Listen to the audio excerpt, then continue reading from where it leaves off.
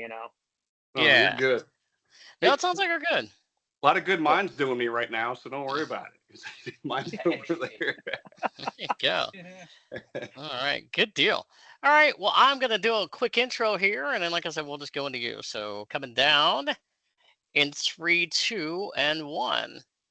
The Brewery Underground podcast today is rolling along, and man, we have got a very, very great episode. A little different because we have the guys on who run the Honeytree Meadery in Nashville, and we're going to be talking to them. But first off, got to bring in the Chancellor of Craft Beer. He is Scott Turon. I'm Steve Sullivan. How are you, man?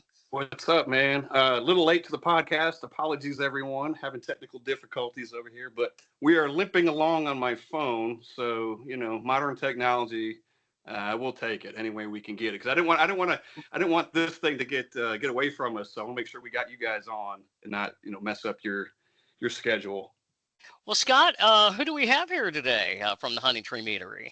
We've got Ross and Dru from Honeytree Meadery, who we reached out to, maybe a month ago or so. And then we got to meet you about 2 weeks ago. Steve and I stopped in and just to make sure we met you before you guys came on. And Ross, I had met you at, Drew, you might have been there. I didn't meet you, but I met you at the Pres Beer Fest. Maybe Steve may have as well. That's right. Yep. We That's right always over. a wild time there. It was great, man. I think we left your table and walked over and talked to the foamy heads, and they were asking us about some of the best stuff we had in there. And the first thing I said was Honeytree Meadery right here. The table was it was right there. First thing I said, and it's on camera. You can go back and look. Let's go. Let's go. I was so pleased was- to get to be on that podcast. They were like, when Shane came up to me earlier that day, he's like, "All right, you got to stop by the booth. I gotta have an interview with you." And I was like, "Oh, for sure, yeah, no worries, yeah, of course." And then how it is. I was working my booth in the VIP section, and I didn't get a chance to get over there in time before it closed up. So those guys are cool. We've met them attitude. out a few times. They're really cool dudes, man. We like those guys a lot. Oh yeah, for sure. Yeah. Yep, Yeah, I've known them absolutely. for And quite a while. I was saying before we went on that that was my first time that I had you guys been able to taste the great stuff at Honeytree Meadery at the Preds Fest, and then about a month or so ago when I went into your location with Scott, and we had it too. But you guys have a very unique story, I think, as to how you began this thing. And Ross, I want to begin with you because you're the guy that. You're the owner, and I know Dru, you're involved in that too. But can you really describe what Honeytree Meadery is for people who they've never been? Maybe they live in Nashville, they've never been, or people that are coming to Nashville and they want to try something different, and you're gonna say, what is the Honeytree Meadery? Oh, it's definitely the perfect place to try something different and fun and unique for sure. So mead is the oldest fermented beverage known to man. The same way sake is made from rice and beer is made from grains, tequila is made from agave, mead is made from honey, right? So it's three ingredients at its core, like a standard traditional mead is three ingredients, water and honey mixed together. Yeast is added to that to ferment the sugars. So it's all of our meads are around 12% alcohol by volume, but you can really do anything with it. So we have some meads that are 20% ABV. We have some meads that are 6% ABV, and they're chilled and carbonated, so they're more like a spritzer seltzer vibe. We also have a full service bar too, so we're making cocktails with mead subbed out for one of the ingredients. So that's something really unique that we do here as well. Honeytree's kind of like it's sort of like a beehive got taken over by Vikings in a way. It's super cool. It's not like super in your face Viking stuff, but it's like it's very fun. It's very unique. You could spend like 3 days here and probably not see everything that we have here, no doubt. There's like 10,000 board games. We won Nashville's best patio Nashville scene 2 years in a row. So we've got a really cool stage out back and a pergola and a greenhouse area. Obviously, we got the Burger Boys out front, and that's kind of brought a whole cool new element in for us here too. So yeah, it's a very fun, unique experience. It really connects you to nature. We're basically taking honey right out of a beehive and putting it in our tanks and fermenting it. So it's definitely like at our core, the core mission is save bees with booze, basically. So Ross, I'm going to ask you a couple of obvious questions that I know you've been asked before, so forgive me. But Yeah, oh, no. if we don't ask them, people are going, to go, how come you didn't ask that? Yeah, So we're going you're a to long, educate Yeah, some of course, people man. too along the yeah, way we're going to here. educate some people. So Yeah, oh yeah. you're a long time beekeeper, which obviously coincides with a lot of the offerings at the meadery. So it's almost like perfect for you, right? Absolutely. Oh yeah, 100%. So we got our start really in like backyard beekeeping and like kitchen beer brewing. Um, so yeah, and it was kind of like it all just kind of happened on its own. It's like it made itself really. So obviously Drew and I were roommates back then, still at that point, and so yeah, when still working at the pharmacy back then too. So it just kind of became one of those things. We just did it over and over and over again until we finally started getting good at it. I eventually got a job as hired on as a beekeeper for a local brewery here in town, Little Harpeth Brewing, and they had like a little pilot brewing system there for any of their employees could make beer on this little pilot system. So I eventually worked my way up into where I could start brewing on the little pilot system, and they finally were like, "Oh well, we're dissolving the beekeeping program, but we definitely want to hire you as a brewer." So that's kind of how I got my foot in the door, like working as like in like a large scale alcohol manufacturing facility. So I did that for quite a few years, and during that time was when I started making mead. Full disclosure, I got super into Norse mythology at one point, and I was like half the stories in there are centered around mead, and I was like, oh, mead. I'd had mead before, but I didn't really think about, like damn, I'm getting like 60 gallons of honey a year out of my harvest from my hives. I was like, I have so much honey. I was like, I'm gonna try making mead, and yeah, so my first few batches in my basement did not come out well at all. So they ended up going down the drain. Sadly, Well, hey, Russ, if I may I'll ask, never. What's that? what goes wrong with it early on with mead, and maybe it's some of the same things that goes wrong with like beer when you're making it early Yeah, on. for sure. The one of the biggest problems, A, is not having cleaned and sanitized equipment, and B, if your yeast gets stressed out, it's gonna make your stuff taste weird. So that's what happened with mine. I was not familiar with using wine yeast or making mead or anything at all, and so yeah, my first couple batches were, were pretty weird. I'll never forget the way my first one tastes. It was like burnt tires or something.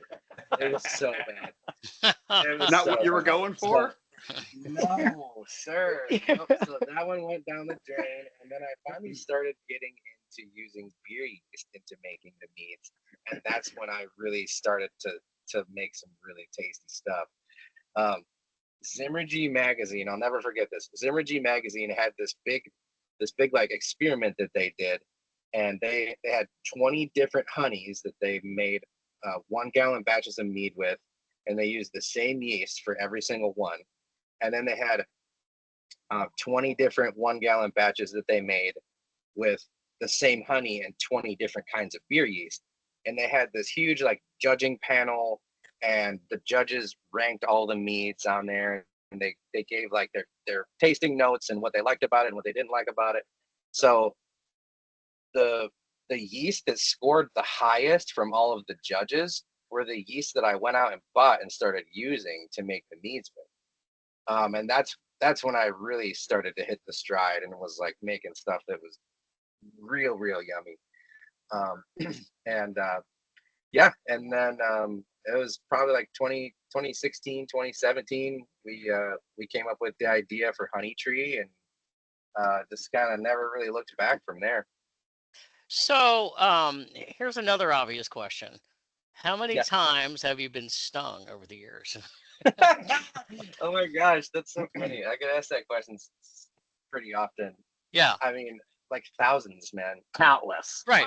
thousands of times. So many Yeah, it was times. like, 'cause I it- couldn't it's- go the podcast without asking that question, even though I'm sure you probably get asked it at least, how many times a week. But I'm like, that's the obvious question. Got to ask that one, right? Oh yeah, for Yeah, sure. yeah, And, yeah. like, it's a lot easier to work the hives without gloves on. So, I would start the day without gloves, and after like 10 stings, I'd finally have to put gloves on because I could like hardly move my fingers anymore, They But I all mean, swollen up on you you. get stung like, Oh yeah. like you'd be like Yeah. driving home and you don't realize there's a bee in your car and you get stung. I've been stung on my face like more times than I can count. Anyway, So you both, so yeah, and so to you answer both your, are to answer your involved. next question, it always hurts. It never like, Yeah. you get used to it, right? No, No. it always hurts. Every time. You So just every play in time. pain, huh? You just play with the pain. Yeah. Yeah, Right. yeah. You play through the pain. Yeah. But And it's you- the point Honestly, that, I mean, really, if you put honey on your stings, it helps the swelling go down, and it really is like a natural cure for it. a little bit of irony, don't you think? Yes. Right.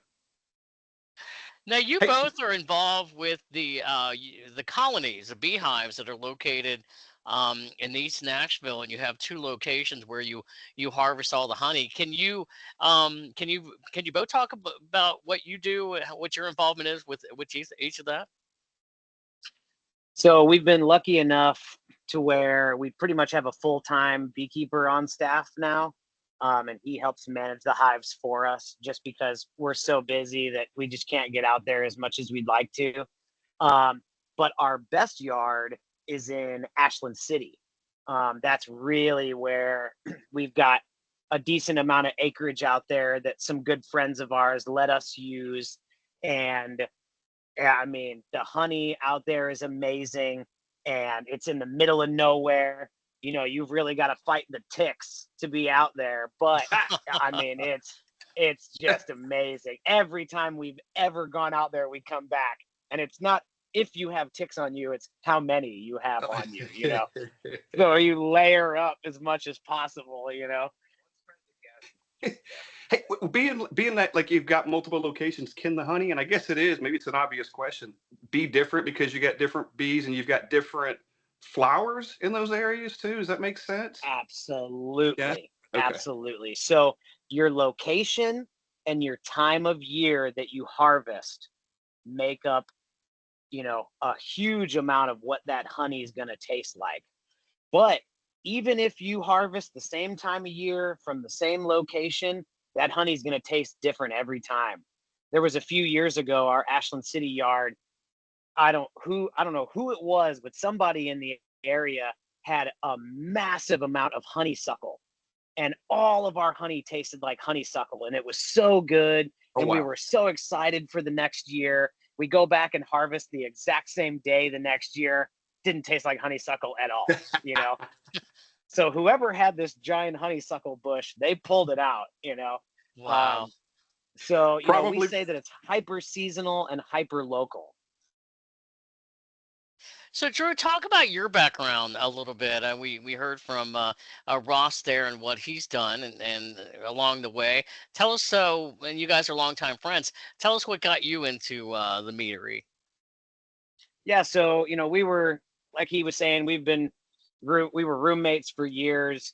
He and I were bartending together at pharmacy, and it was one of those things where, as he became more and more involved at Little Harpeth, the more and more we started talking of, hey, this could really be a thing, and at the time, the owner of Little Harpeth was a certified BJCP mead judge.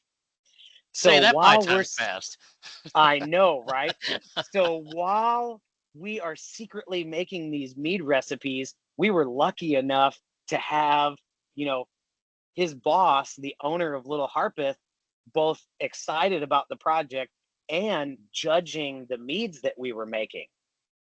So it was really cool for us in that process, to where it's not like we were just kind of, shooting for the stars. We were able to really spend a couple of years dialing in recipes and all that kind of stuff because we had a legit judge checking all of our stuff.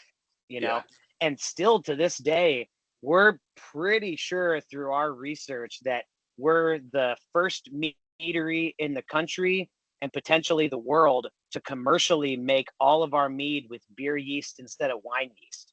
Wow. So Okay. fundamentally, we're changing the game, you know?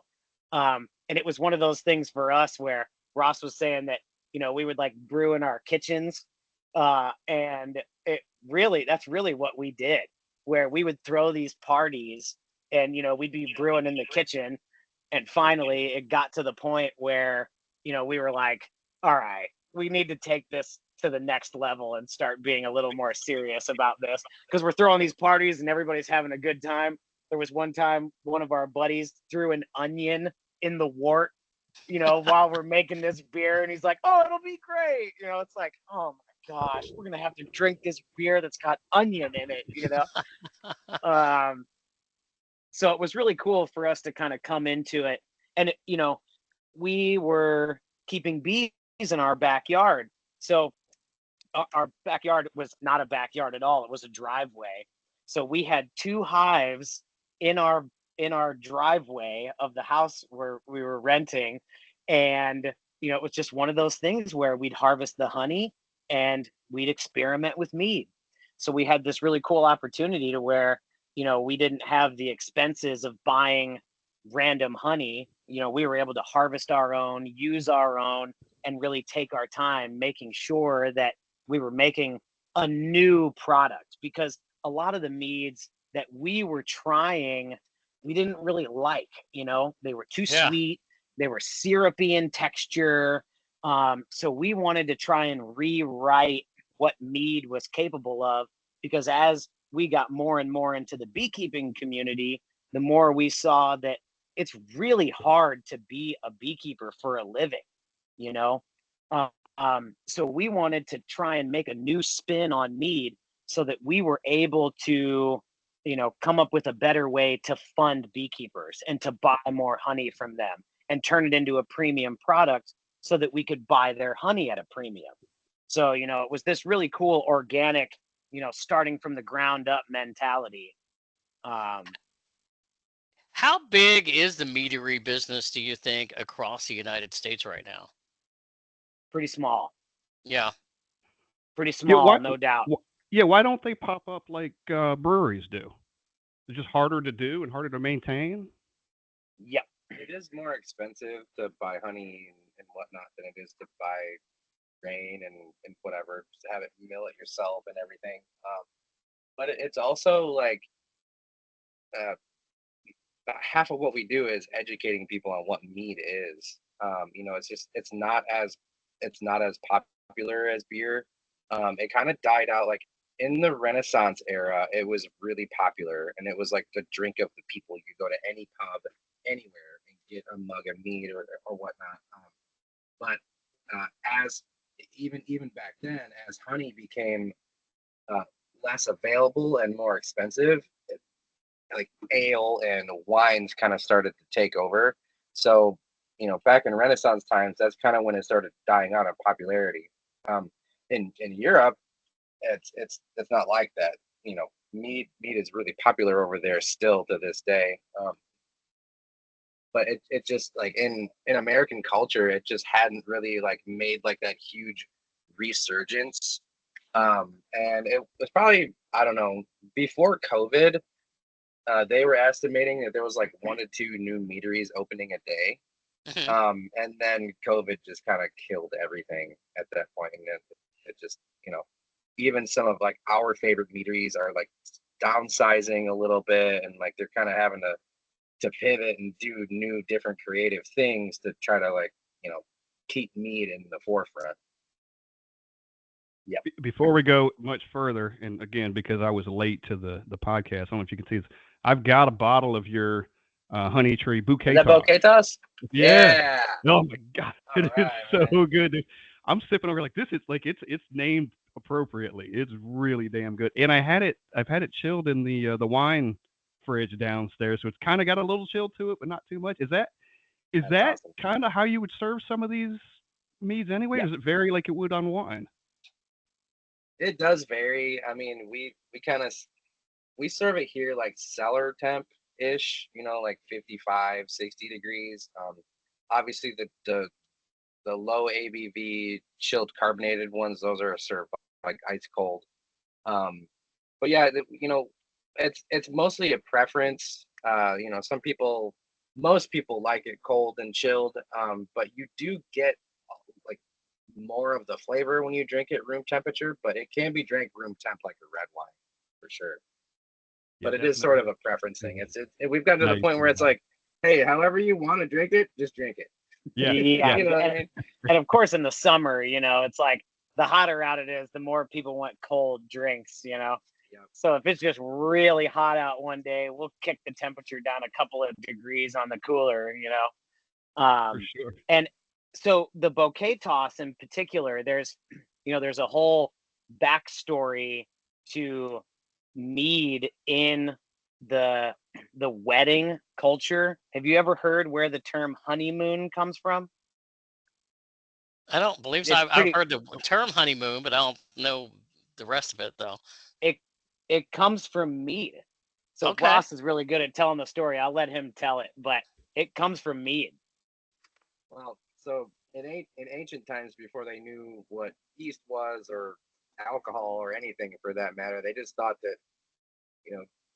mead was like this enchanted beverage that instantly turned you into a poet and a scholar when you drank it. You immediately became incredibly attractive to the opposite sex, and you became incredibly fertile and whatnot. So they would send off newlywed couples for a moon cycle with jugs of honey wine, like enough honey wine to get through the moon cycle, and in hopes of like procreating and whatnot. And so for a moon cycle and the honey wine came the term honeymoon. Could you imagine if honeymoons were still a month long? Like, I feel like now they're like 3 days now, Yeah. It's like, all right, honeymoon's over. All right, back to work, That's Great. That's another phrase too, right? Honeymoon's over. We got to get back to it. Yeah, exactly. Well, and it's so funny because in those times, the bride and groom didn't really know each other because a lot of the times the weddings were predetermined. So it's Right. like after that month of being alone and drinking with your partner, you're going to figure out if you like them or not real quick, Yeah. Or We until you gotta run make out of this mead. work. Yeah, you run out of mead. This guy's not as funny as he once was, or what he thought he Yeah, was. Exactly. Yeah, Yeah. So Not as funny. fertile as he used to be. Yeah. So that's a cool one. You hear that saying, but That's- nobody really knows that it actually comes from mead. I love That it. That is really cool. I'm Also going to learned- compare. I learned today. Oh, go ahead. Sorry. No, go ahead. No, please go ahead. I was gonna say I learned today also that there is a difference between mead and honey wine. Mead is fermented honey. Honey wine is wine with honey in it. Wow. Okay. Really? Does that make sense? Yeah. So they're not necessarily synonymous. They just maybe people used it in the wrong way. Maybe Right. the term in the wrong way. Yeah. Here's a question along those lines. And what are some other misconceptions about mead? Maybe it's the people just don't know what it is, haven't tried it. And here's an example, not even an Yeah. example. Remember the commercial, the Bud Light commercial? You've probably been asked this question a million times, right? Oh, I got this new mead I'm working on, and the guy drops them through the floor. Yeah. You will not believe how much that commercial helped us. Yeah. It helped us so much. We for months were like, thank you, Bud Light, for the free advertising. Because there was so many people that were like, yeah, I heard this Bud Light commercial talking about mead and we wanted to come check it out. They thought they were making fun of us. And actually, they were just bringing us tons of people.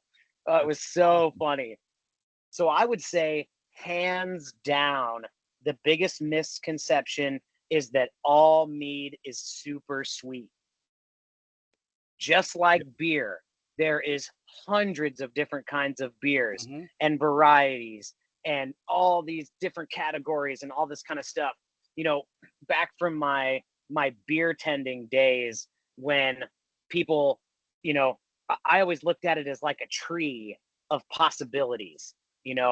Is okay, what do you like? What's your main flavor profile? and then how far Yeah. in an outward branch can I experiment with you and try to find something new that you might like, you know? And mead is the same way. Like Ross was saying, we go from 6% to 20% on the ABV. And Yeah. so our sweetness levels are all over the place, our flavors are all over the place. So for you folks listening at home, if you have had a mead that is too sweet and you did not like, give it another try. They are not all super sweet. You know, we don't like the super sweet stuff. Even our 20%er is more on the dry side than vast majority of meads out on the market for sure. So that's the first one I would say, no doubt. Fantastic. How often, sorry Scott, how Yeah. often do you get new people that come in and the first thing they do, you can see they're looking at the board, they've never been before, and they're just kind of lost going, what is it that I should get? Yes. What's the direction for them? The first thing we do is give you a taste of our basic batch.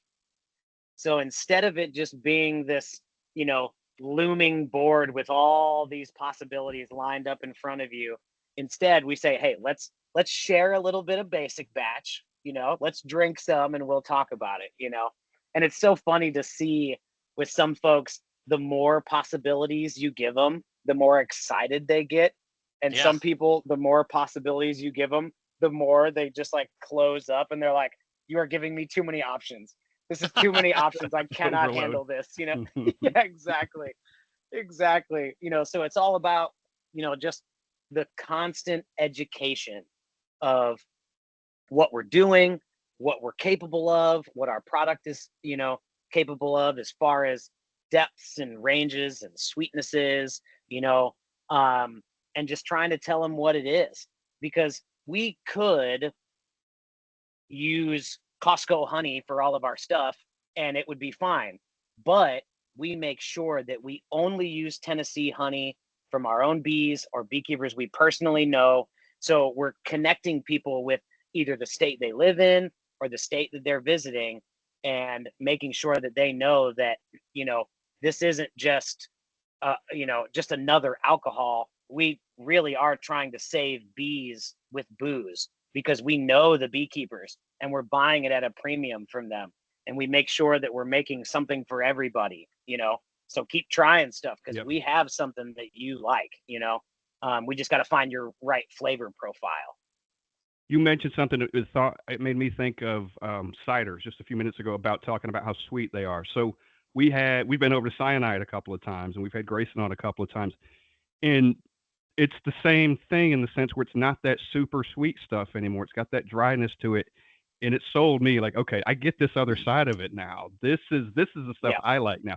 Same thing with the mead for me. It's like, okay, I like that dry side. That sweet stuff has gone away. We don't need that. It's this. So it reminded me of that. Yeah, Side and I note, had we the absolutely love Grayson. yeah. We love him to death. We love Crazy Gnome. We love Cyanide. That's so cool that he's Mm-hmm. doing that. Big shout out to him.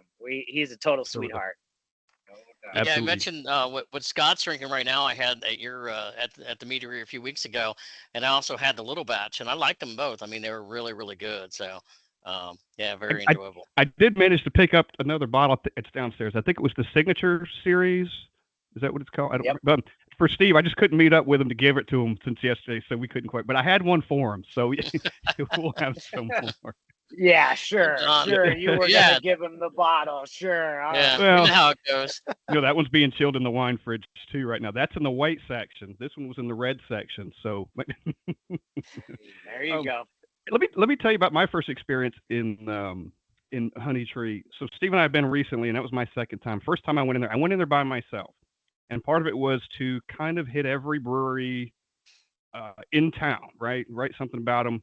And you guys were on the list, and I went over there and I got a flight. I go, here's the best way to do it. We're flight guys. We're beer drinking flight guys, and you guys had a flight, and it was amazing. And one of them, this was back in the fall. One of them was served like hot, like a wintry kind of winter drink, and it was awesome. And I left there, and I must have told 50 people how great this was. I'm not kidding. And it's like, you got to go to Honeytree. You Yes. got to Honeytree, and it was just blew my mind how cool everything was and how good all the meads were.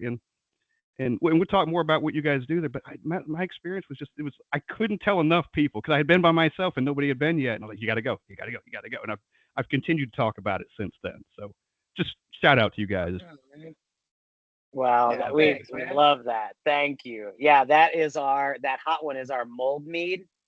So it's the bouquet toss that you're drinking right now as the base, and we heat it up with mulling spices. So cinnamon, nutmeg, cardamom, allspice, clove. Yep. Um, Yes. and it gets everybody through the winter for sure, you know. I think we're gonna rename it the hot one. Yeah. This is what everybody calls The it hot- anyway. nobody can remember. It's like just coming like I like the hot one. Okay, yes, we got you. Right.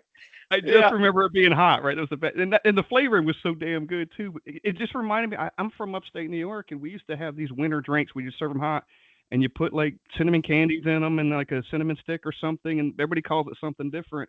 And it reminded me of that. And we called it wassail back then, but Okay. Oh yeah, Never mind. yeah. It's kind of this. It's kind of really similar. It's the same thing basically. Well, and our was- regulars, everybody that knows about it, you know, it's like before a snowstorm comes, they stock up on mulled Yeah. meat ahead of time. Oh yeah, You know, it's definitely. like, you know, milk and bread. That's out. We need 4 bottles of mulled meat in the house Right. ready to go. You know. keeps you warm from the inside. Yep. Exactly. You know, one thing that stands out with the both of you guys is the passion that you have in talking about the mead. And I'm curious, in Ross, you know, you worked at Little Harpeth. What does this bring a new level of excitement for you doing this compared to where you work? Not to say you didn't like that area or like that profession, but is this a more challenging venture for you than where you were before? And certainly, Dru, you can follow up with that as well after him. Oh, no doubt, man. Because it's totally uncharted territory, and it's like every time I have to integrate a new piece into the system, or I have to make a new recipe or something, it's like weeks and weeks and like months of like researching and trial and error and bench trials, and it's a lot. It's definitely a lot. Like, it's always evolving too. We're always trying to improve the quality of the product and still keep the integrity of it.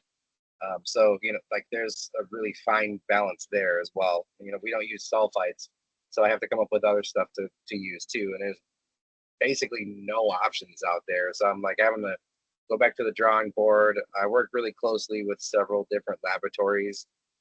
So it's a constantly evolving thing. It like takes a mind of its own sometimes too. So it's incredibly challenging. And it's there's still gaps in my knowledge base, that I don't always necessarily see. So I'm having to reach out and then figure out like, okay, what am I doing wrong? And this and that. It's like, it's very humbling sometimes too, where it's like every day I'm like, okay, I messed this up. Oops. So Yeah. it's just kind of having the ability to like, you gotta have that humility and look inward and see like, okay, I did this wrong. I learn from it, move on. Who are your guinea Yeah, no pigs doubt. when you guys are trying new stuff or experimenting with new things and you just walk out? You Each other. is Yeah. that right? Each other. Drew, were you doing one? Hey, 100%. Yes, no doubt. It starts with us, and then it goes to the staff, and Okay. then it goes to our regulars, and then it goes to the public. You know what I mean? Where it's Yeah. like if it made it past us and then the staff, our regulars come in and we're like, hey, come here, come try this. Tell us what you think about this. It's not available yet, but what do you think? Yeah. Because one of the things that happened to us after we had a real big tornado here in 2020. For those that don't know, Nashville was directly hit by a huge tornado in 2020, and our facility was closed for months, and that was in tandem with COVID. So we kind of had this opportunity to, hey, if there's anything that we need to reset and kind of do differently, now's our chance. So we spent months reaching out to meaderies all over the country saying, hey, we're using beer yeast. Have you ever messed with it? Do you have any advice for us? So and so. And every single meadery was like, you are on your own. We have never heard of anybody using beer yeast. Let us know how it goes, but good luck, because we don't know what to tell you. So it really is. I mean, it's no joke. It really is new territory, 100%, with vast majority of our stuff for sure. Was your building was your building and part of that tornado when it hit? Did you suffer any damage in that and that time? We sure did. We Oh, sure wow, did. okay. Basement, the across the street from us, the famous venue Basement East was completely destroyed. We had 13 holes in our roof. We had the HVAC system completely destroyed. Our back patio completely destroyed. We had no power for a month. So that was a really interesting time for us to kind of reset and see what was, what we could change and what kind of retooling we could do. And I mean, not 2 weeks after the tornado, that was right when the COVID lockdowns started. Yep.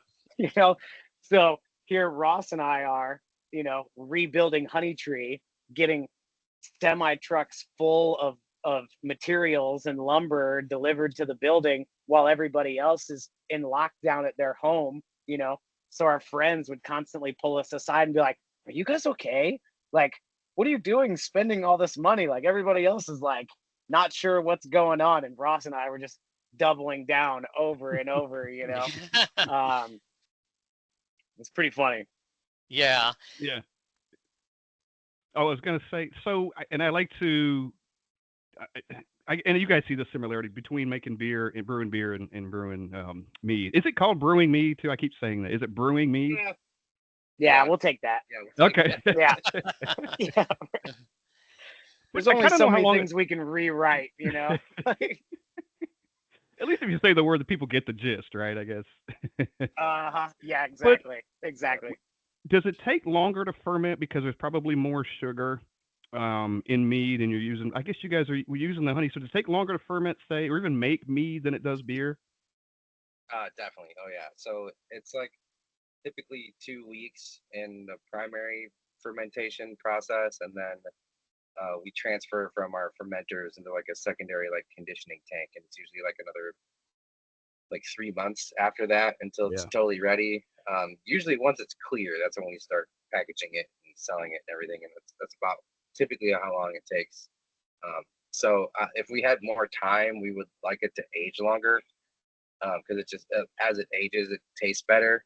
But we sell through it so fast that we don't. I mean, we're selling through a tank a month basically. So Yeah.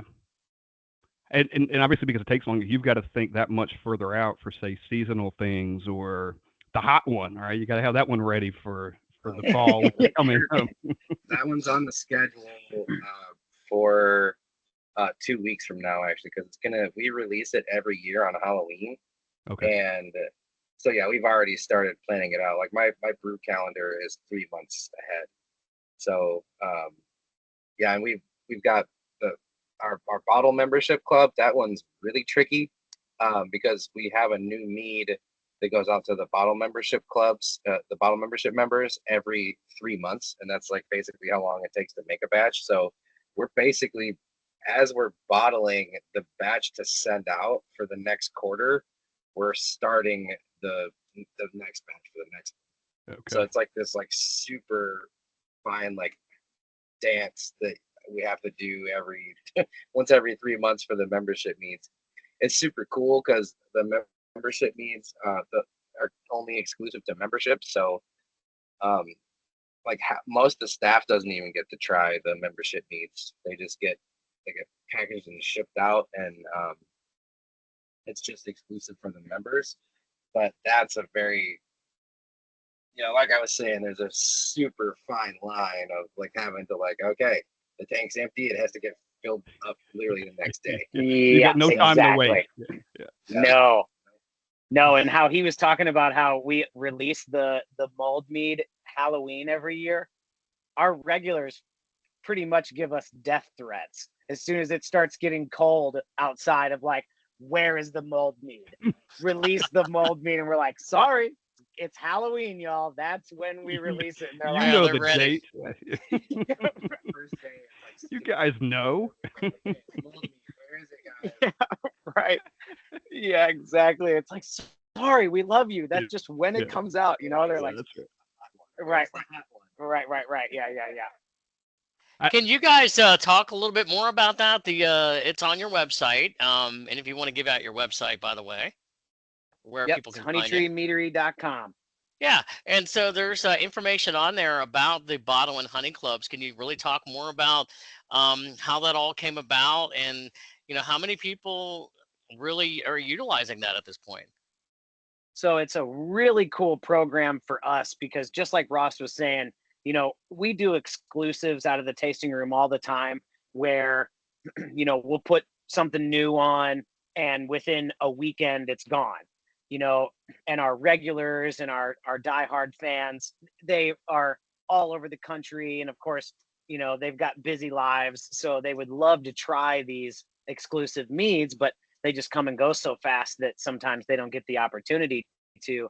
So this was a way for us to kind of give back to our diehard fans of where this is, any mead that you ever get from our bottle club, which releases once a quarter, and we have different packages. So you can get 2 bottles a quarter, 6 bottles a quarter, or 12 bottles a quarter. And whenever you get these meads, they have never been released to the public. It is absolutely exclusive for you as members, 100%. And it's so funny because vast majority of the time, I don't want to say vast majority of the time, but there's been quite a few of them where it's like, this is the best mead we've ever made. And we're not going to release it in the tasting room. It is only for the members. We did our 20% mead is called Beast, and we did a flavored Beast. It was it strawberry or It raspberry? was like a strawberry tea infused beast mead. Yeah, so it was a strawberry Beast, and I mean, it was hands down one of the best meads we've ever made. So it was like we almost wanted to like message each member individually and be like, this is the best mead we've ever made. Like, don't be mad at us in 2 years if we release this to the public because it is fire. That good. Yeah. Yeah, no doubt. So that's a really cool way for us to make sure that, our fans all over the country, they get the opportunity wherever you're at to get some of these exclusive ones to where you don't feel like you've got FOMO for not coming in, the weekend we released something special, like anytime our low grav 6% mead called Lil Batch, every time we do our blackberry little batch in the summer, it will not last the weekend. It If was we put it good. on Yeah. Friday, it doesn't matter how much we make, it's gone by Sunday, So it's great, but also in the sense of we want more folks to try it, Yeah. So that's a really cool opportunity for us to connect with our folks all over the country. There's a Well, lot that's of a good. people in Tennessee that order it too, just because it is so exclusive. A lot of like we do have quite a few regulars that are in the bottle club as well. And they're like, every time we see them, they're like, "Y'all, I can't believe how crazy it is." It's got a bottle right here that has like its own special label and everything too. You can see it's like holographic and the name's all on the side of it. It's Yeah. really fun. Does that Yeah. get capped out? Does that club get capped out? Like, can you only have so many people, or Yep. 'cause you All only make so 3 much of it? tiers, all 3 tiers are capped out. For anybody listening at home, all 3 tiers are not fully capped out yet. So there's still room in all 3 tiers, but when it's full up, it's full up. And it's one of those things where every year all of those members get first right to stay on board. So when those slots are full, the only way you're going to get in is if somebody drops out, until one day we get a larger production facility or something like that, but once it's full, it's full. That's it. You mentioned different states. Your website showed that you are available in 38 states plus DC. Does that mean, is that distribution? Is that shipping to those states? Shipping. Yep. Okay. So we own the rights to distribute, or to ship to your house in Tennessee, and then the rest of the states are through a company called Vino Shipper. So they hold the distribution, the shipping rights in each one of those states, and you're able to order online through our website, honeytreemeadery.com, and get it shipped straight to your door. So that's a really cool way. And if there's any wineries that are listening that haven't used this yet, we highly recommend it. It's a really easy process, really easy to add on to your website, and a really great way for people to ship product all over the country. It's a good one for us for sure. Does that company help you navigate the different laws between the states too? Does that take that out of it for you guys? You don't have to do that part? Yeah. Takes it out of it. There's a few key states where the laws are really finicky, and they give you the option where it's like, hey, this state is really tough to deal with. If you want to pay all the fines, and if you really want to mess with it, you can, but it's up to you. So there's quite a few states that we have to opt out of because it's just too expensive, or they just flat out don't allow it. Like our neighbor state, Kentucky, they just flat out will not allow us to ship into the state, period. So as much as we love you, our neighbor Kentucky, you gotta drive down here and come hang out with us. Gotta come to Nashville. That's all right. Yep. Hey, I'm curious about something. When we have talked to so many different brewery owners this past year, and Grayson, is certainly one of them. He talked about they just opened up a cidery, and they have talked about so much it's changed in the craft beer industry with seltzers and ciders and things like that. Where do you think mead fits in to the ever-changing culture of what we're seeing? It fits in really well because there's so many different things we can do with it. So you had, like you said, like you mentioned the seltzer world, like our answer to that is the Lil Batch series. So 6% ABV, chilled carbonated, and instead of being made from malt liquor or whatever, like White Claw is, like it's literally mead still. So it's still water, honey, yeast. It's just not 12%, it's 6%, and it's chilled carbonated. And it's honestly, that's our best seller, like hands down. It's really approachable. It's really affordable, and it's so delicious. It's personally my favorite meads are honestly like the Lil Batch or Beast Mead. That's basically all I drink. Yeah, the lowest or the highest. Well, we want to be chill or we want to be full octane. Yeah, that's what I started out when I came in. I was like, I'm gonna go for the little batch first, and then kind of go from there. But Yeah. are you? I have two moods, guys, 0 and I have two moods, 0 and 100. Yeah, right. Have you guys had an interest from other breweries that maybe they're wanting to also expand into like the mead business, as they're saying, okay, we gotta keep our options open, or maybe offering what you guys do at certain locations? Are you getting that kind of interest in that discussion around Nashville? I would say it's more so that we have breweries around town that we love collaborating with. Mm-hmm. So instead of them saying we want to make mead, because they would have to have a totally separate license, technically we're a winery, because there is no meadery manufacturing license. So technically we fall under a winery license.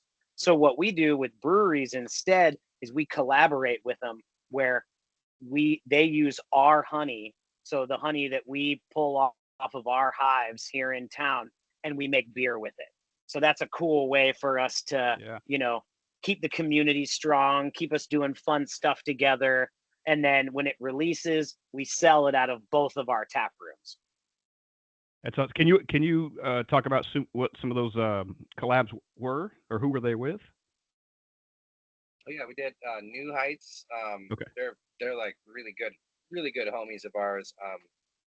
Probably one of the biggest hits. It was called the Citrus Stinger, and it was a honey lemon shandy. So it was like 3.5% ABV, and we sold it for $5 a glass, and it was just like we had it the entire summer, and everybody just was tripping over themselves to get it. It was really good. Right now we have on the Vikings horn. That's a collab we did with Tenfold, and that one's about 9% ABV, and it's a Belgian triple style. Let's see, we did one with Bearded Iris. That was a blackberry cream ale. That one was super awesome. Trying to think of what we did last year. I'm like, everything's such a blur. I'm like, what did we even do last year? Yeah, it's like what day is it today? Yeah, Much less yeah. what did we do last year? You know. But You guys yeah, have that's a fun really down there. cool opportunity for us to, connect with our friends around town. Yeah. But that's one of the things is, we come from a beer brewing background. There is no mead guild either. So we're in the beer, the craft brewers guild and the wine guild.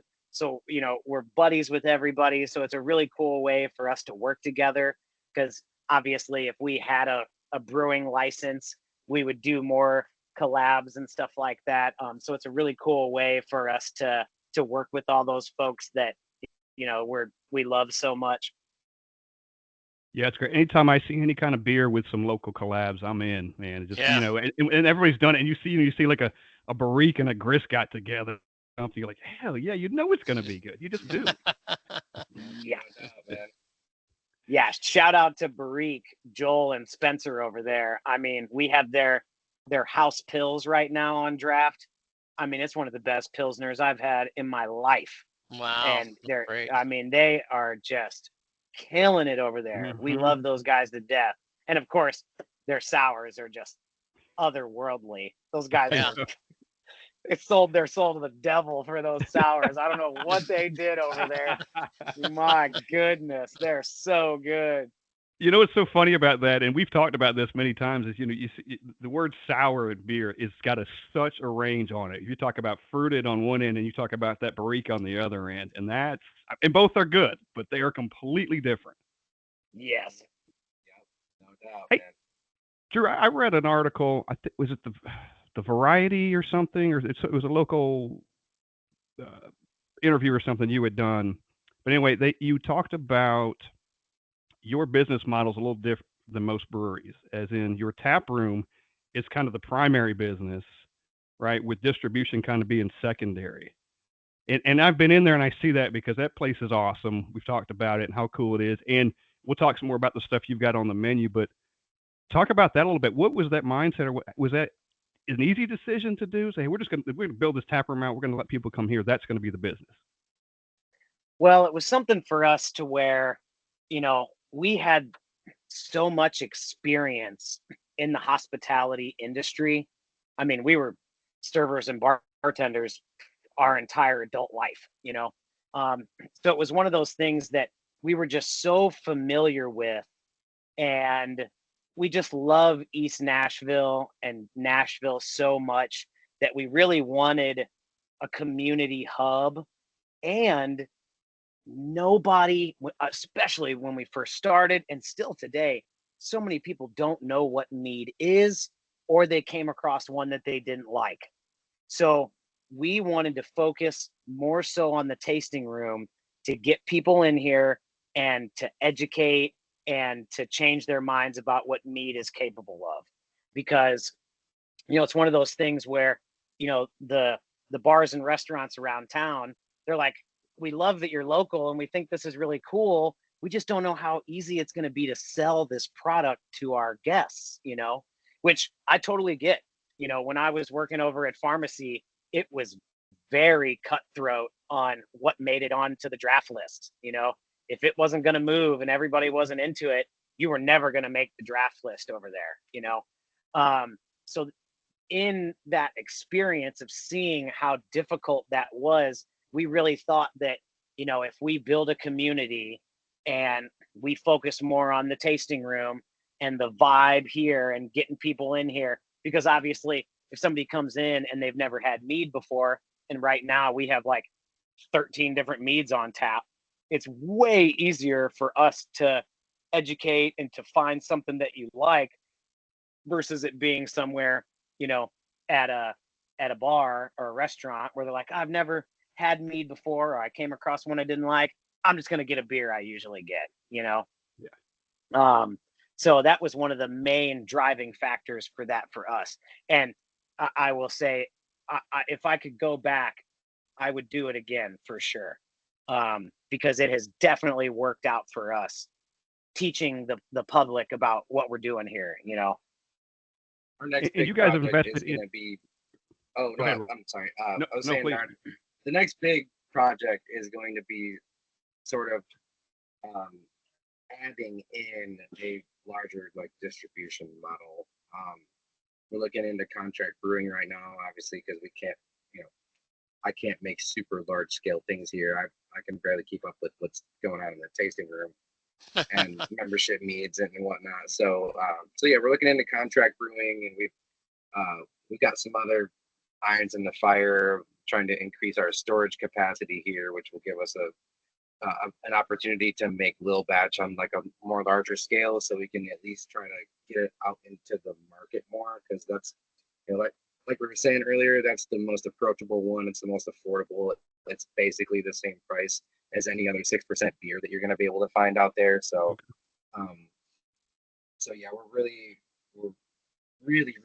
hopeful that we're going to be able to launch that as soon as possible, because that's going to be really fun, and like, you know, being able to see it out in restaurants and whatnot, especially like on tap. And it's just something that's like, it's so cool and unique and fun, and you know, it's like it's a mead that basically is like honey wine seltzer spritzer vibe.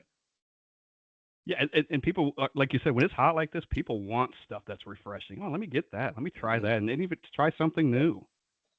Yeah. Let's talk more about your tap room, because your menu in there is phenomenal. So you mentioned that mead is versatile. You guys not just serve mead and sell mead by the drink in there. You make cocktails with it. Not to mention you've got, I don't know how many local beers in there. I looked at your menu. I think 99% of it is from Nashville. I mean, it's right here. Oh yeah. Spirits, I think wine. You got everybody covered when they come in there.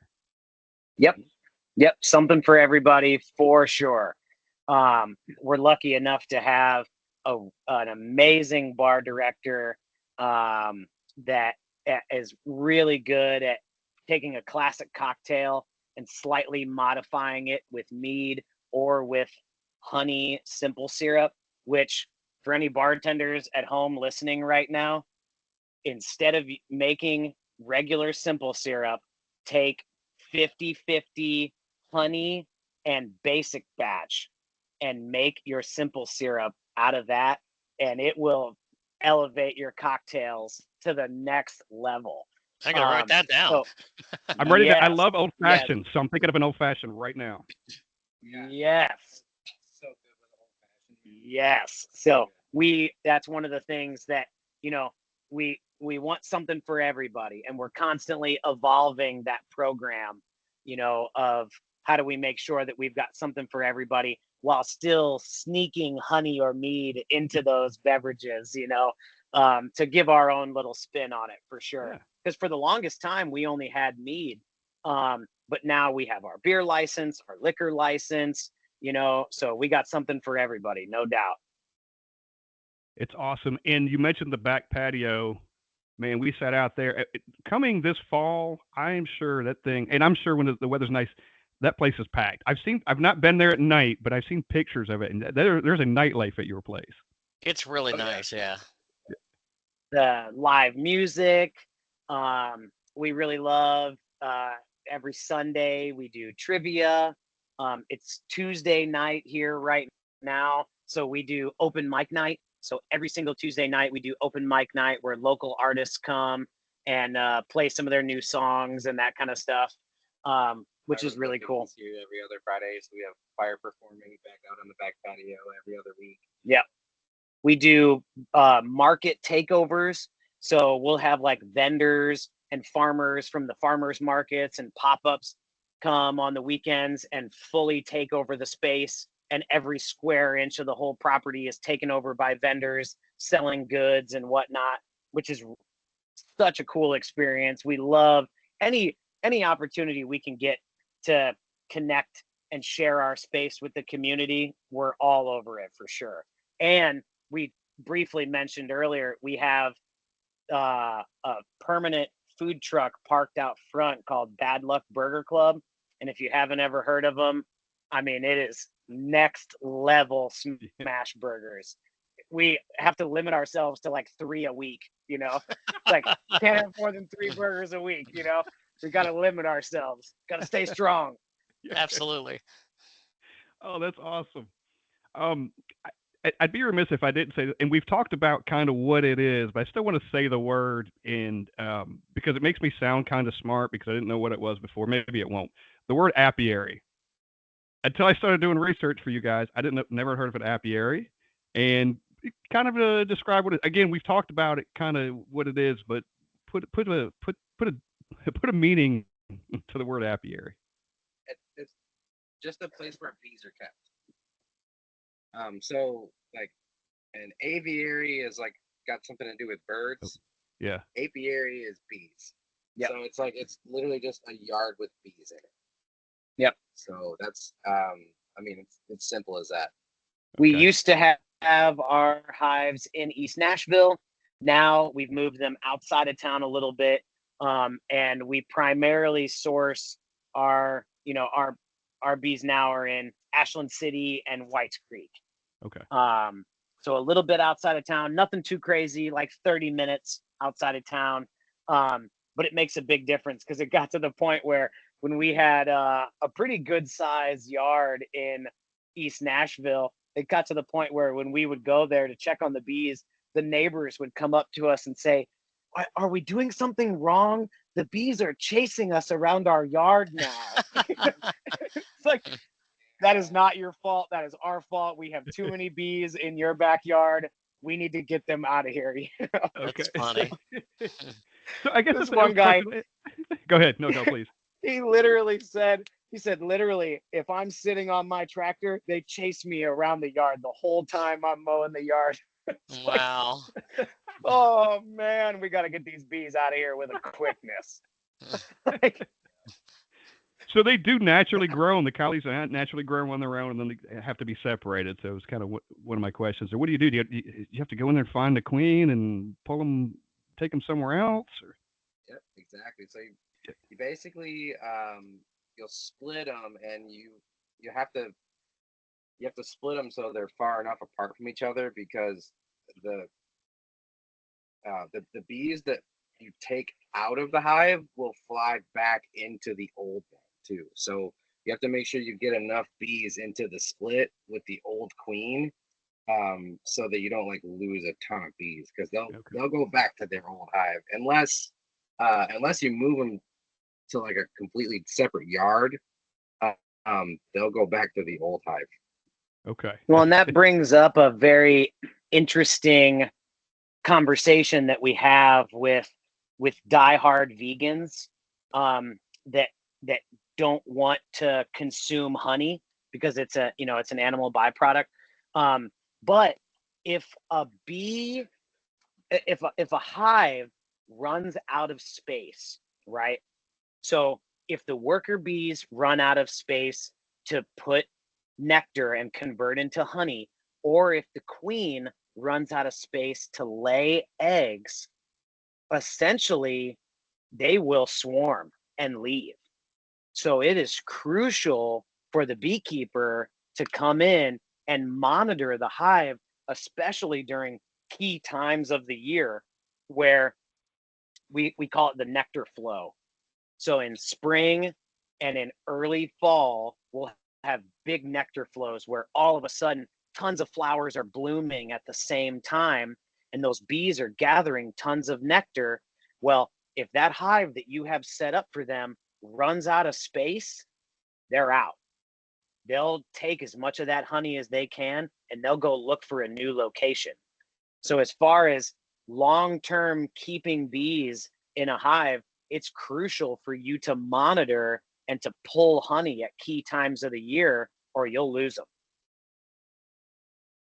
That's amazing. what are some things? Let me ask you this. If someone decided they wanted to start a bee colony, is that something a novice, I wouldn't say could do, but is that something a novice could do to start with? I know bee populations are down, right? That's a problem.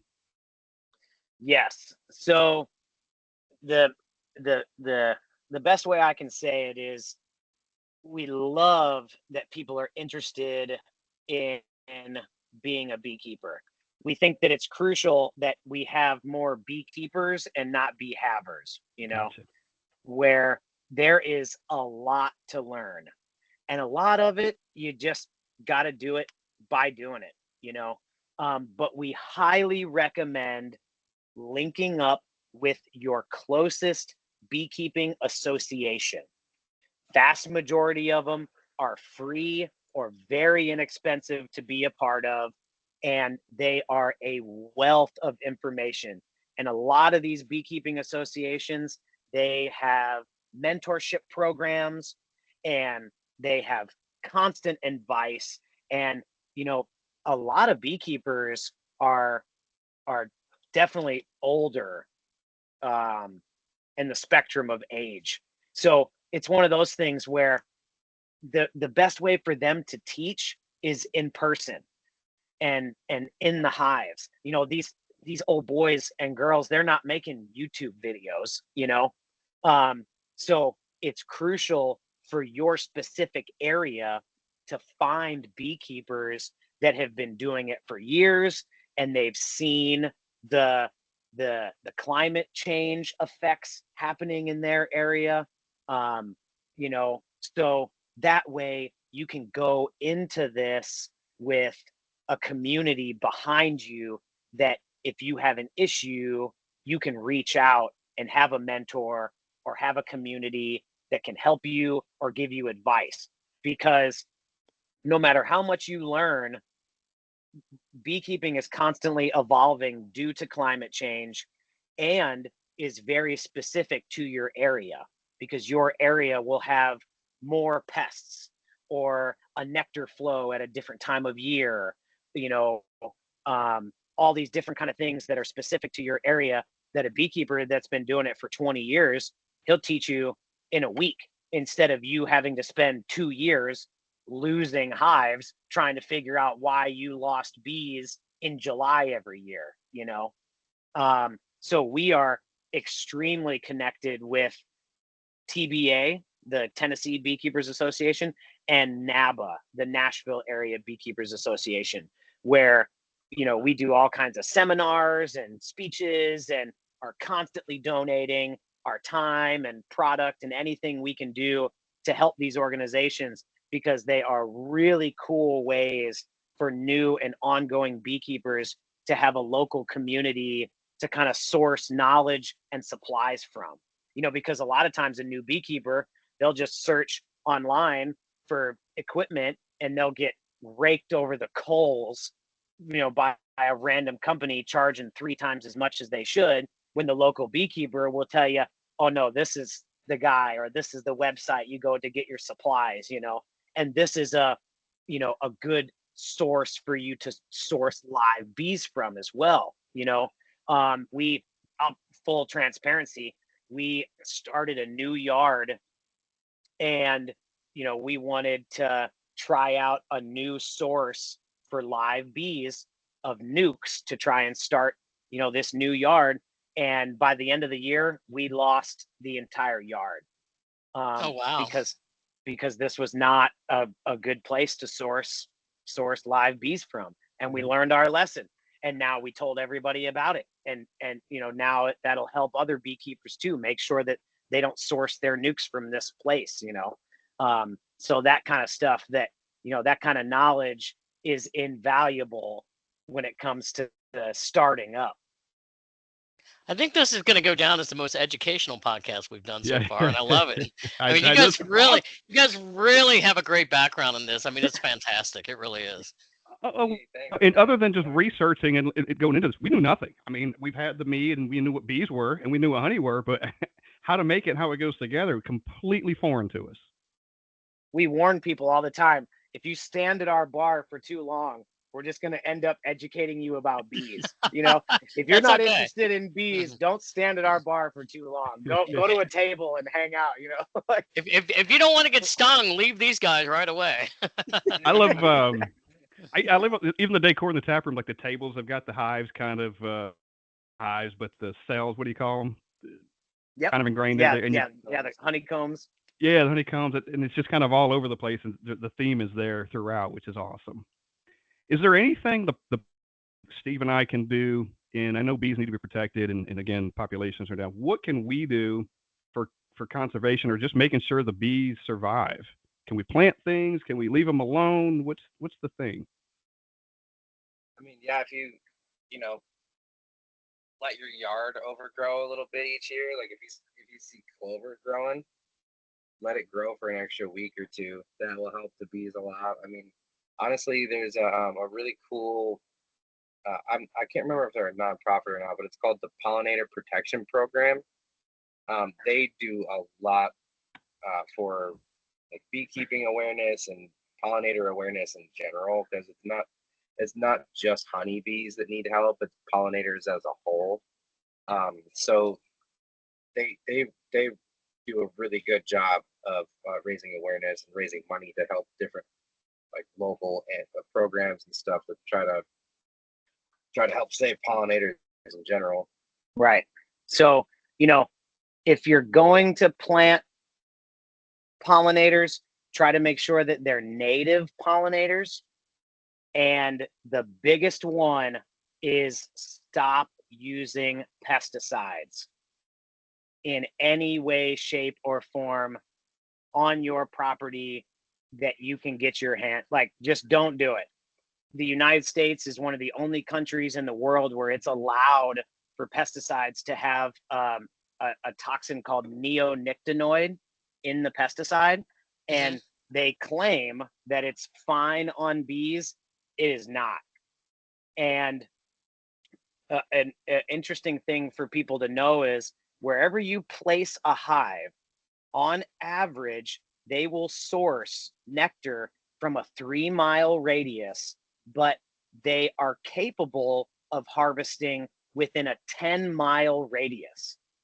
So you can imagine how difficult it is for a beekeeper to place a hive and to be concerned about anyone within a 10-mile radius spraying pesticides on their yard.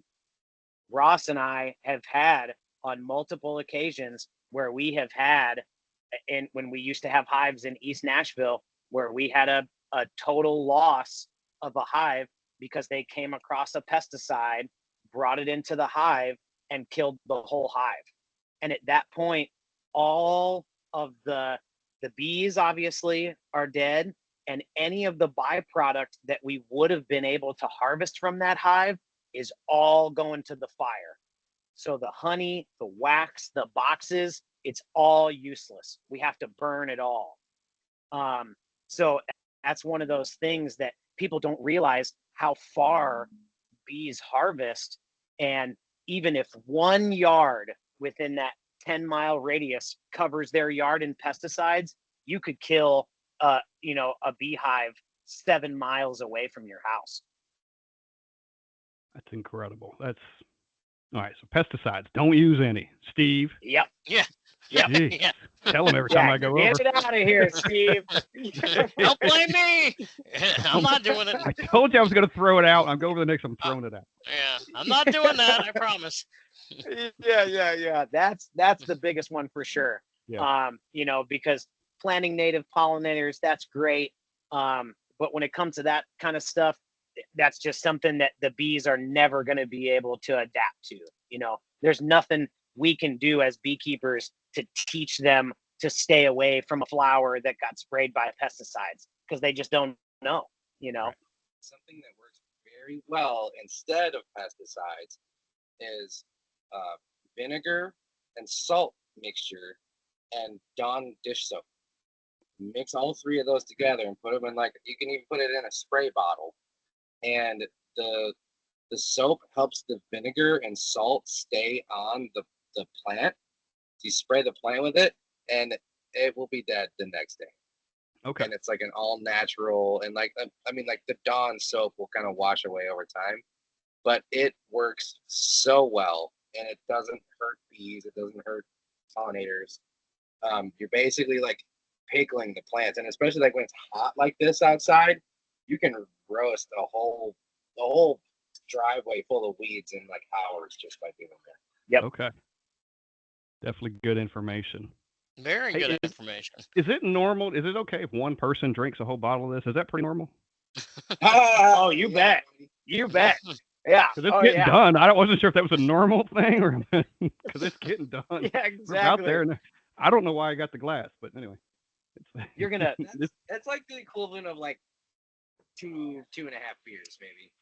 Yeah, and you're gonna clean your house after this. You know, There you go. if you got yeah. a significant other, they're gonna be stoked. They're gonna be like, "Why are you so happy and cleaning the house in the middle of the night?" You know, It's like, "Oh, I that's just fun. drank a bottle of mead." All right. Lemon tree going. I'm mixing up a mixture of vinegar and Dawn and salt, and gonna put that out tomorrow. And she was like, "What the hell are you doing?" Yeah, exactly. Yeah, it's gonna get to the point where you're talking to bees in your yard. Oh, hello. What can I do for you? You know, That's funny. so funny. There's Bobby. There's Bobby. There's little Susie. You know. Uh-huh. Yep. Start naming them. There you go. Whenever we put bees in a new location, it is amazing the phone calls we get from the owners of the properties, you know, of, oh, I just love how many bees are in my yard and I just want to take care of them and I put out some water for them and this and that, you know, somebody that would normally look at a bee and not think twice. Now Right. it's like all their little best friends, you know? Yeah. They're helping nurture them, you know, and helping kind of keep them alive. 100%. Hey, for the record, when I'm sitting on my porch and I see bees, I just let them fly around. You know, Yeah. I'm good. Yeah, Yeah. I'm good. Love it. Other than I'm pretty much that way with most bugs out there, unless it's a mosquito. Otherwise, Yeah. it's, let them be. Just let them be. you Yeah, know. there you go. Not having mosquitoes. I don't care what they do for the environment. I'm out. I'm out. Not having them. Yeah, they're probably. I don't know. I don't know if a mosquito conservatory thing exists, but I'm not supporting it. Or conservation thing exists. I'm not Right. supporting it. Yeah, they're on your own. It's just a shot in the dark there. Oh, I think the meat is kicked in. did you The ever meat is hear kicked in. of? Yeah, did you ever hear that time where Bill Gates was in this big convention and he was doing a speech about mosquitoes spreading malaria, and he released thousands of mosquitoes into the crowd at this convention, telling these people it shouldn't just be poor people that get bit by mosquitoes and get malaria, which of course he afterwards he told everybody we made sure all the mosquitoes don't have malaria, but that was like one of those crazy things where it was like, goodness, Bill, you went Yeah. wild. Yeah, really. Like, what Really is- made your what is point there, up? didn't you? Yeah, right. Yeah, I'm sure everybody went home after that and they're like, all right, we got to help Bill get rid of mosquitoes for malaria. Yes, whatever he needs. Yeah. Guys, is there anything we didn't cover that you guys would love to talk about your business, or just getting the word out there about you guys? What do you think, Ross?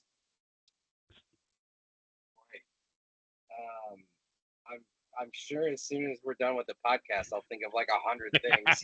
Well, that's okay. I can help you along here, and we could put a Yeah. I can help you along here. But what we could do is just say, hey, where do people find you? Where do we go online to find you first off for people that are interested? All the socials and all that good stuff. So we're on everything. Every social media platform we're involved in: Instagram, Facebook, TikTok, YouTube, Twitter. We've got our website. We're constantly updating everything. If you want the most up-to-date stuff, the Instagram is definitely the best and easiest way for us to be putting constant new information out. We put all of our personal emails and phone numbers out there, so always feel free to reach out. Our Google listing, Honeytree Meadery, the phone number. If you call that number, it goes straight to our cell phones. So reach out. We're here for you 100%. The website is the best way to get into the bottle club memberships and to sign up for our mead making classes and tours and all that kind of stuff that we're doing here. So I would say Instagram and our website are the best for sure. And you And can your buy location. mead. Yep. And you can buy mead on your website too. You can order on there too. You bet. And your, You bet. and, All over and the your country. location. Let's talk about where your location is. So we're in East Nashville at 918 Woodland Street. We're open 7 days a week. The food truck, Bad Luck Burger Club, is open 7 days a week as well. So we are a neighborhood staple for sure. You guys, and even on social media, you guys have a huge following on there. You really do. Like, I've missed the boat on mead, and I apologize, but I am on this boat now. Oh, you're stuck with us now, brother. Oh man, I am a part of this. When I stopped in last fall, I'm sold. I am in. So, That's awesome, man. Good to have you in the fam. cheers. Well, awesome, guys. We appreciate it. Since we've been talking about bees so much, I would have to say we wrap it up and say that's the buzz from Ross and Dru from Honeytree Meadery. How's that? Love it. Perfect, man. We appreciate being on here so much. Thanks for helping us get the word out, and we're here for you boys. Yeah, Well, and we'll be likewise, back. man. You guys ever want to come on or promote something, just feel free, man. You guys rock, and we love having you on our little team. Yeah, Cool, man. Excellent. That sounds great. No doubt. great. We will be back there soon. We definitely enjoyed the Honeytree Meadery, and we got to get back there soon. So, guys, Dru and Ross from Honeytree Meadery, get there, try their stuff. It's fantastic. We appreciate it today. For Scott Turon, I'm Steve Sullivan, and this has been the Brewery Underground Podcast. Cheers. Cheers. Cheers, guys. Thank you you, guys gentlemen. rock, dude. No rock. worries, y'all. I got off to a slow start. I apologize, but man, that was killer. Oh, no worries, man.